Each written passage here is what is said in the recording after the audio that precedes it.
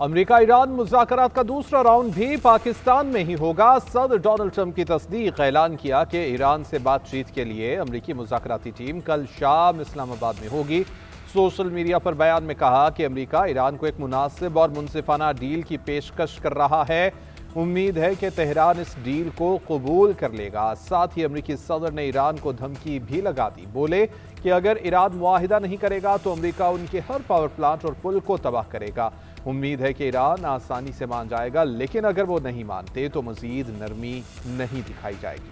ان کے لیے اعزاز کی بات ہوگی کہ وہ ایران کے ساتھ وہ کریں جو پچھلے 47 سال میں کسی بھی امریکی صدر نے نہیں کیا۔ وقت آ چکا کہ ایران کی کلنگ مشین کو ختم کیا جائے۔ ادھر CNN اور نیو یارک پوسٹ نے ایک وائٹ ہاؤس عہدیدار کے مطابق دعویٰ کیا ہے کہ امریکی وفد کی نمائندگی نائب صدر JD وینس ہی کریں گے۔ وفد میں ڈیوڈ کوف اور جیرڈ کشنر بھی شامل ہیں۔ ABC نیوز کا کہنا ہے کہ مذاکرات منگل کو ہوں گے اور JD وینس پاکستان نہیں جائیں گے۔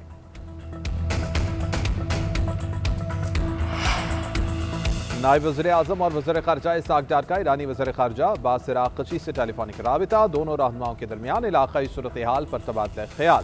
خطے میں امن و استحکام کو فروغ دینے کے لیے مسلسل بات چیت اور سفارتکاری کی ضرورت پر زور۔ ایرانی صدر مسعود پزشکیان اور وزیر اعظم شہباز شریف کے درمیان فون پر بات چیت پر اتفاق ہوا۔ ادھر ایران کی سپریم نیشنل سیکیورٹی کونسل کا کہنا ہے کہ پاکستان کی حالیہ ثالثی کی کوششوں کے بعد امریکہ سے ایران کو نئی تجاویز ملی ہیں۔ جائزہ لینے کے بعد باضابطہ جواب دیا جائے گا۔ امریکہ سے مذاکرات میں پیش رفت ہوئی ہے، لیکن ابھی کچھ نکات پر اتفاق ہونا باقی ہے۔ ابھی ہم معاہدے سے کافی دور ہیں۔ ایرانی وفد کے سربراہ اسپیکر باقر غالباف نے بتا دیا۔ ایرانی سرکاری ٹی وی پر نشر بیان نے امریکہ کا ایرانی بندرگاہوں کی ناکہ بندی کا فیصلہ بھونڈا اور جاہلانہ قرار دیا۔ کہا کہ امریکہ کی بارودی سرنگیں صاف کرنے کی کوشش پر اسلام آباد میں امریکی وفد کو واضح کر دیا تھا کہ امریکی مائنز پر 1 انچ بھی آگے بڑھے تو ہم فائرنگ کریں گے، جس سے امریکی پیچھے ہٹ گئے۔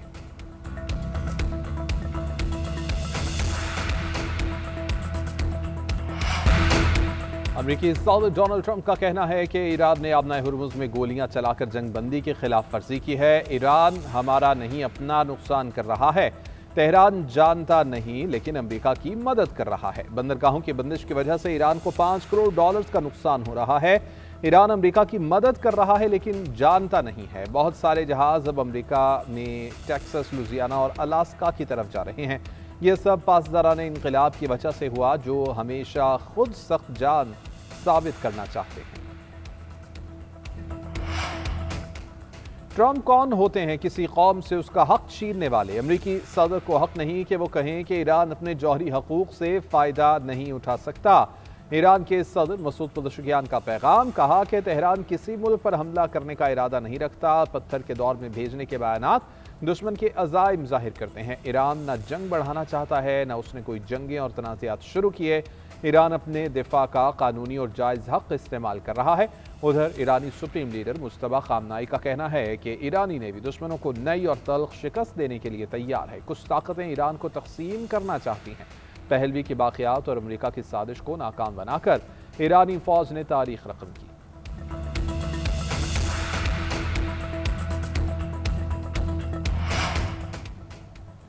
راولپنڈی میں سیکیورٹی ہائی الرٹ، اہم شاہراہوں پر پولیس کی اضافی نفری تعینات۔ اسلام آباد میں ریڈ زون اور ایکسپریس وے ہر قسم کی ٹریفک کے لیے بند۔ وفاقی دارالحکومت میں ہیوی ٹریفک کا داخلہ بھی بند۔ راولپنڈی میں پبلک گڈز اور بین الاضلاعی ٹرانسپورٹ حکم ثانی معطل۔ فیض آباد، پیر ودھائی اور 26 نمبر چونگی پر بس اڈے بھی بند کر دیے گئے۔ تجارتی مراکز بھی بند۔ اسلام آباد کی کامسٹس یونیورسٹی اور بین الاقوامی اسلامک یونیورسٹی میں کل سے کلاسز بھی آن لائن کر دی گئی ہیں۔ مڈ ٹرم انتخابات ملتوی۔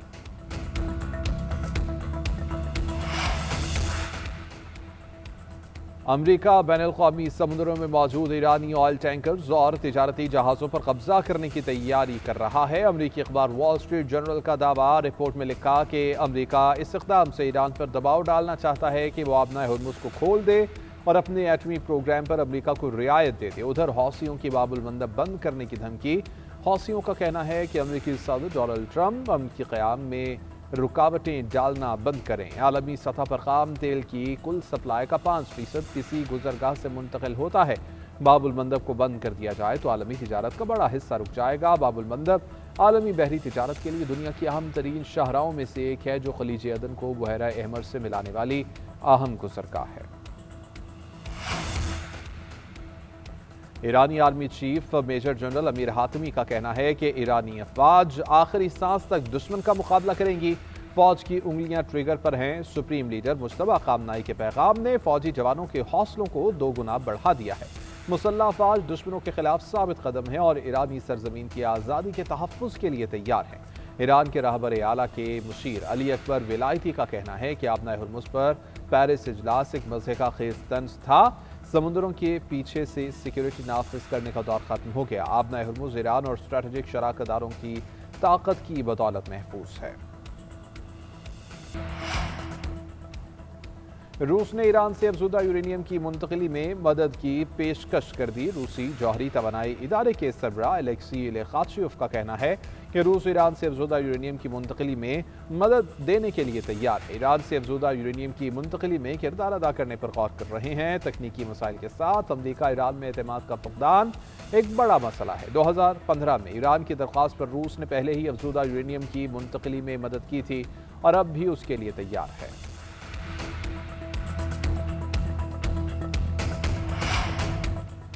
سعودی وزیر خارجہ شہزادہ فیصل بن فرحان کا امریکی وزیر خارجہ مارکو روبیو سے ٹیلی فونک رابطہ۔ سعودی میڈیا کے مطابق خطے کی صورتحال، آبنۂ ہرمز اور لبنان میں جنگ بندی کو برقرار رکھنے پر تبادلہ خیال۔ ادھر متحدہ عرب امارات کا آبنۂ ہرمز کو مکمل اور غیر مشروط طور پر کھولنے کا مطالبہ۔ واشنگٹن میں بین الاقوامی معاشی کانفرنس میں اماراتی وزیر مملکت نے کہا کہ آبنۂ ہرمز پر کسی ایک ملک کا کنٹرول نہیں ہونا چاہیے۔ امریکہ میں 10 سال میں مزید $1.4 ٹریلین کی سرمایہ کاری کا بھی اعلان کر دیا۔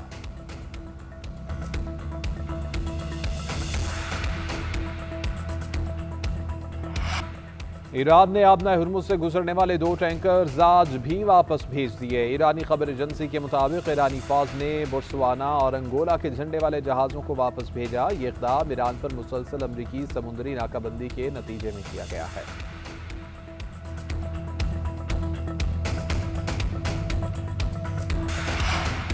عالمی امن کے لیے پاکستان کی کاوشوں کی عالمی سطح پر پذیرائی۔ نائب وزیر اعظم اسحاق ڈار سے پولینڈ کے وزیر خارجہ کا رابطہ۔ علاقائی اور عالمی صورتحال پر تفصیلی تبادلہ خیال۔ 2 طرفہ تعلقات مزید مضبوط بنانے پر اتفاق۔ پولینڈ کا پاکستان کی سفارتی کوششوں کا اعتراف۔ ایران امریکہ سیز فائر میں پاکستان کے کردار کو سراہا۔ نائب وزیر اعظم نے امن مکالمے اور سفارتکاری پر موقف واضح کیا۔ 2 طرفہ تعاون بڑھانے کے عزم کا بھی اعادہ کیا۔ جنوبی لبنان میں جھڑپوں کے دوران ایک اور اسرائیلی فوجی کی ہلاکت کی تصدیق۔ جنگ بندی کے بعد سے 2 فوجی ہلاک ہو چکے، 9 سے زائد زخمی ہیں۔ لبنان پر اسرائیلی حملے اور جنگ بندی کی خلاف ورزیاں جاری ہیں۔ اقوام متحدہ امن مشن کا فرانسیسی فوجی مارا گیا۔ سیکرٹری جنرل اقوام متحدہ کی مذمت۔ حزب اللہ نے اسرائیل سے ایک طرفہ جنگ بندی مسترد کر دی۔ مزاحمتی تنظیم کے سیکرٹری جنرل نعیم قاسم نے کہا کہ جنگ بندی شرائط لبنان کی تصحیح ہیں۔ پہلے کی طرح جنگ بندی نہیں ہوگی کہ اسرائیل حملے کرتا رہے اور ہم خاموش رہیں۔ نیتن یاہو نے ٹرمپ کو ایران کے خلاف اس جنگ میں دھکیلا۔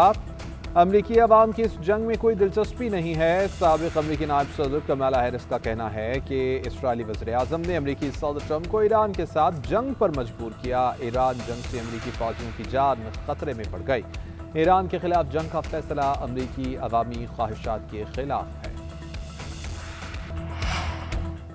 کیتھولک مسیحیوں کے روحانی پیشوا پوپ لیو نے ایک بار پھر سے ایران پر حملوں کی مخالفت کر دی۔ مسئلے کا پرامن حل نکالنے پر زور، کہا کہ صرف مذاکرات کی طرف واپسی کے ذریعے ہی جنگ کا خاتمہ ممکن ہے۔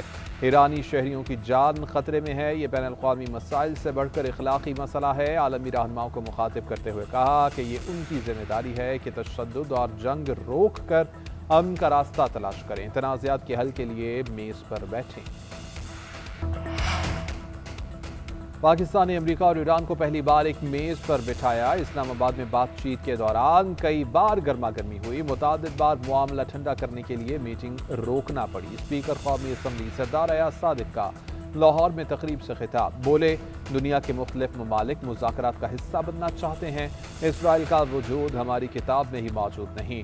نون لیگی رہنما قادر سعد رفیق نے کہا کہ سیاسی اور عسکری قیادت ایک پیج پر ہے، پوری دنیا وزیر اعظم اور فیلڈ مارشل پر اعتماد کر رہی ہے۔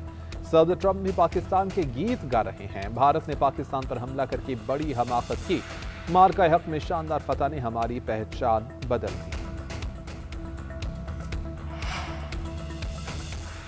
مری میں لینڈ سلائیڈنگ کے سدباب کے لیے عالمی ماہرین کی خدمات حاصل کرنے کا فیصلہ، لینڈ سلائیڈنگ کے متاثرین کی بحالی اور امداد کے اقدامات کا حکم دے دیا۔ وزیر اعلیٰ مریم نواز اور نون لیگ کے صدر نواز شریف کی زیر صدارت اجلاس۔ مری کے علاقے کوٹلی ستیاں میں اسکائی گلاس برج پروجیکٹ کی اصولی منظوری، سیاحت کے فروغ کے لیے پنجاب کا پہلا اسکائی گلاس برج کوٹلی ستیاں میں بنایا جائے گا، 3 نئے ہاسپٹلٹی زون قائم کرنے کی منظوری۔ 1 ماہ تک مری گلاس ٹرین پروجیکٹ کے تعمیراتی امور کے آغاز کا ہدف مقرر ہے۔ اجلاس میں Kotli Sattian chair lift project, Punjab house اور فارسٹ ریسٹ ہاؤس اور دیگر پروجیکٹس کا جائزہ لیا گیا۔ وزیر اعلیٰ سندھ کی زیر صدارت حیدرآباد کے پانی منصوبے پر اجلاس، واٹر ٹریٹمنٹ پلانٹ کے لیے 22 ایکڑ زمین کی منظوری دے دی گئی۔ مراد علی شاہ کا پانی کے نظام کو بہتر بنانے کی فوری ضرورت پر زور، کہا کہ ہمارا مقصد تمام شہریوں کو پانی کی سہولت فراہم کرنا ہے، منصوبے پر بروقت عمل درآمد یقینی بنایا جائے۔ حیدرآباد، قاسم آباد اور ملحقہ علاقوں میں پانی کی فراہمی کو بہتر بنایا جائے، تمام قانونی اور انتظامی کارروائیاں تیزی سے مکمل کی جائیں۔ وزیر اعلیٰ سندھ کا منصوبہ بندی اور ترقیات محکمے کو تیزی سے کام مکمل کرنے کا حکم۔ وزیر اعلیٰ بلوچستان سے اپوزیشن لیڈر کی سربراہی میں اراکین اسمبلی کی ملاقات، پارلیمانی امور، آئندہ مالی سال کے بجٹ اور ترقیاتی منصوبوں پر تفصیلی تبادلہ خیال، پبلک سیکٹر ڈیولپمنٹ پروگرام کی ترجیحات، عوامی ضروریات سے ہم آہنگ کرنے پر اتفاق۔ سرفراز بگٹی نے کہا کہ اپوزیشن عوام کے منتخب نمائندے ہیں، عوامی مفاد کی ہر مثبت تجویز کا خیر مقدم کیا جائے گا۔ باہمی احترام اور بھائی چارے کی یہی روایات ہمیں دیگر پارلیمانوں سے ممتاز بناتی ہیں۔ اپوزیشن کے مثبت اور تعمیری پارلیمانی کردار کو قدر کی نگاہ سے دیکھتے ہیں۔